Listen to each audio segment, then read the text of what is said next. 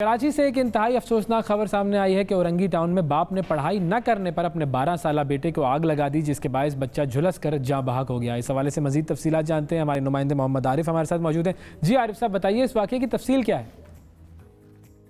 जी, अफसोसनाक वाक़या चंद रोज़ कबल औरंगी टाउन इकबाल मार्केट थाने की हदूद में पेश आया, जहां औरंगी टाउन सेक्टर 11:30 में घर के अंदर बच्चे को ट्यूशन पढ़ाते हुए वालिद ने गुस्से में आकर उसे पर मिट्टी का तेल डालकर आग लगा दिया था। इस अफसोसनाक वाक़े के बाद जो है वो पुलिस की जानिब से फ़ौरन कार्रवाई की गई और जल्लाद बाप को जो है वो गिरफ़्तार कर लिया गया है और इसकी वालदा की मुद्दत में इस वाक़े का मुकदमा जो है वो दर्ज कर लिया गया। इस वाक़े के हवाले से पुलिस का ये बताना है कि मुलजिम ने पुलिस को जो बयान दिया है गिरफ्तारी के बाद, तो उसका ये कहना है कि बच्चे की रोज़ाना की बुनियाद पर स्कूल से और दीगर मकामात से जो है वो शिकायतें आ रही थी, जिस पर वो काफ़ी गुस्सा था और उसके बाद आज जिस रोज़ ये वाक़या पेश आया उस रोज़ भी बच्चे को वालिद पढ़ा रहा था, जिससे दौरान ये वाक़या पेश आया और गुस्से में आने के बाद जो है वो वालिद ने उस बच्चे पर मिट्टी का तेल छिड़क कर आग लगा दी। अब पुलिस को मुलजिम ने नदामत में ये बयान दिया है कि अब उसे इस वाक़े के हवाले से काफ़ी अफसोस है और गुस्से में आकर उसने ये अमल किया है। लेकिन 12 साला शहीद जो उस वक्त आग की लपेट में था, वालदा उनकी तबीयत ख़राब होने के बायस से दूसरे कमरे में मौजूद थी और बच्चे की चीख की आवाज़ सुनने के बाद जो है वो फ़ौरन उस कमरे में पहुँची थी। उस वक्त तक काफ़ी देर हो चुकी थी। 12 साला शहीद जो अपने बाप के गैज़ व गज़ब का निशाना बना, उसकी लाश को जो है वो फिर हॉस्पिटल मुंतकिल किया गया, जहाँ मौत की तस्दीक के बाद उसकी तदफीन भी कर दी गई है। पुलिस की जानिब से ये कहा जा रहा है कि वाक़े के बाद जो है वो इसके वालदा की मुद्दत में मुकदमा भी दर्ज कर लिया गया है। मज़ीद तफ्तीश जो है वो इस हवाले से की जा रही है। बहुत शुक्रिया आरिफ साहब। तलाल ज़ुबैर साहब हमारे साथ मौजूद है, हमारे नफ्सियात हैं। अस्सलाम वालेकुम सर। वालेकुम अस्सलाम। तलाल साहब, ये जो अब हमने सुनी है अजीब सी खबर, ये रेज प्रॉब्लम है, ये कोई मेंटल इलनेस है, ये क्या है कि एक आदमी गुस्से में इतना बेकाबू हो जाए कि अपने ही बच्चे को आग लगा दे? बाद में उसकी जस्टिफिकेशन आई कि मैं तो डरा रहा था, वो माचिस गलती से लग गई। मतलब गुस्से में तो हराम इसीलिए है कि गुस्से में तो you do everything that comes to your mind, फिर उसके there is no stopping back, मतलब होल्डिंग बैक। तो ये क्या प्रॉब्लम है इस किस्म के माइंडसेट के साथ? देखिए, किसी को भी जबरी फिज़िकली वायलेंस के ज़रिए या थ्रेट के ज़रिए कोई भी काम करवाना जो है ये फ़िज़िकल वायलेंस के ज़िम्रे के अंदर आती है। अच्छा, और चाहे आप वायलेंस करें या ना करें। ये जी एग्जैक्टली, आप थ्रेट भी किसी को करना, किसी को किसी चीज़ से डराना बच्चे को, अमूमन होता ये है कि जब हम बच्चों के साथ बातचीत करते हैं और हम चाहते हैं कि बच्चे हमारी बात सुने, तो उसमें हमें एट टाइम्स डिफ़िकल्टी पेश आती है और 2022 के अंदर तो अब कुछ ज़्यादा ही डिफ़िकल्टीज़ पेश आ रही हैं इस हवाले से। तो वालिदैन मुख्तलिफ़ किस्म के थ्रेट्स का यूज़ करते हैं, जो कि बचपन से यूँ स्टार्ट होता है कि माएँ बच्चों को सुलाने के लिए किसी जानवर का थ्रेट, जिसे बच्चा डरता है, उसका सहारा लेती हैं। इसी तरीके से जब ये मामला बढ़ते बढ़ते जो ये इस किस्म के अफसोसनाक वाक़े तब होते हैं जबकि वो बाप है जो बच्चे को पढ़ा रहा है और वो बच्चा उसे पढ़ नहीं रहा या कोई अच्छा परफॉर्म नहीं कर पा रहा, जिस बात पे उसको अच्छा नहीं लगा और उसको बच्चे को डराना चाह रहा है। अब बच्चा जो है अपने माँ और बाप के साथ सेफ महसूस करता है, वो उसको जितना मर्जी डराना चाहें, और वो जब उसको डराना चाह रहा है तो वो डर नहीं रहा या उसको बात समझ नहीं आ पा रही या वो रिस्पॉन्ड नहीं कर पा रहा। तो अब इन्होंने अपने उस पॉइंट ऑफ व्यू को ठीक साबित करने के लिए अपने डर का जो है वो उनको डराने का अगला लेवल चूज़ किया, जो कि कोई फिज़िकल थ्रेट था या कैरोसिन ऑयल जो है उनके सामने रखा, जिससे फिर भी उनको लगा कि बच्चा नहीं डर रहा, तो उन्होंने उस पर छिड़क दिया। फिर माचिस भी आ गई। छिड़कने के बाद जो है उन्होंने कहा कि मैं तुम्हें आग लगा दूंगा, तो वो बच्चा फिर भी चूंकि नहीं डरा तो उन्होंने उसको जो है माचिस जला दी। और इंटेंशन बहरहाल उनकी बच्चे को जान से मारने की नहीं थी लेकिन डराने की थी। तो अब हार्म तो हो गया, जान चली गई। अगर इस तरह का कोई मामला है जिसमें बच्चा जो है वो नहीं आपकी बात मान रहा, तो आपके पास अल्टरनेट वेज क्या है?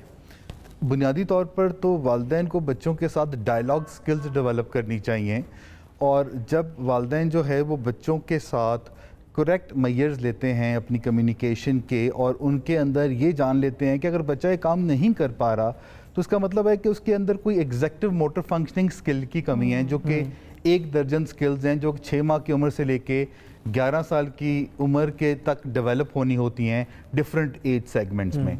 तो अगर वालिदैन जो है वो उसको जान ले और बच्चे के अंदर भी असेस कर लें और उसकी जो कुछ स्ट्रेंथ्स हैं अगर 6 और 6 वीकनेसेस हैं, तो उन स्ट्रेंथ्स की मदद लेते हुए उसकी वीकनेसेस के ऊपर काम करें। ये लगता तो आसान है कहने में। हाँ बिल्कुल, पनिशमेंट का जो कॉन्सेप्ट है वो साइकोलॉजी हमें क्या बताती है कि किस हद तक, किस लेवल तक की पनिशमेंट जो है किसी बच्चे के खिलाफ अगर आप यूज़ करेंगे तो आने वाली ज़िंदगी में उसके असरात उसके जहन पे रह नहीं जाएंगे। बहुत से बच्चों को माएँ बहू से, बलाड, कुत्ते बिल्ली से डराती है और फिर वो बच्चा आगे ज़िंदगी में भी उस चीज़ से डरता है। ये भी हमने देखा है, साइकोलॉजी ने इसको प्रूव किया है। तो कौन सी लेवल की पनिशमेंट्स होनी चाहिए और कैसी?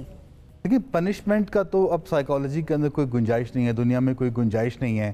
ख़ासतौर पर जब साइंस ने इतनी तरक्की कर ली है तो बहुत ही मॉडर्न तरीके हैं बच्चों के साथ डील करने के। वो है कॉन्सिक्वेंसेस की बुनियाद के ऊपर चलना।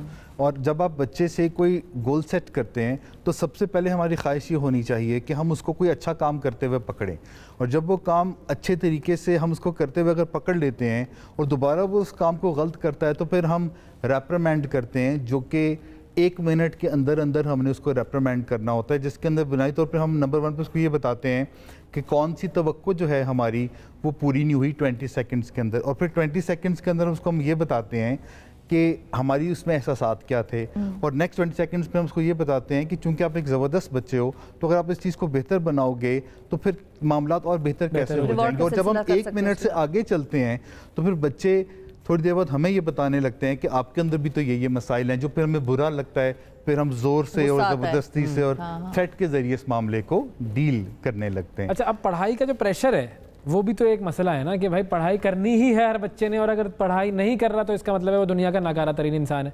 तो अगर कोई बच्चा नहीं पढ़ रहा तो क्या हो गया, मतलब कौन सा फ़र्क पड़ जाएगा दुनिया में? ऐसी कौन सी क़यामत आ जाएगी कि अगर एक बच्चा पढ़ के जो है वो ज़िंदगी अपनी नहीं गुजारेगा, या जिसको हम कहते हैं ना फर्स्ट नहीं आएगा क्लास में, अगर उसने एक दिन होमवर्क नहीं किया, उसका मूड नहीं है, या वो नहीं किसी चीज़ को समझ पा रहा, उसकी कोई और स्किल्स भी तो होंगी ना, उसकी कोई और स्ट्रेंथ्स भी तो होंगी।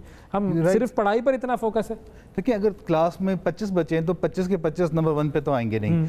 और उसकी कोई एक रेंज होगी जो हम ये एवेलुएट कर सकते हैं कि हमारा बच्चा हर साल पहले से कुछ बेहतर परफॉर्म करे।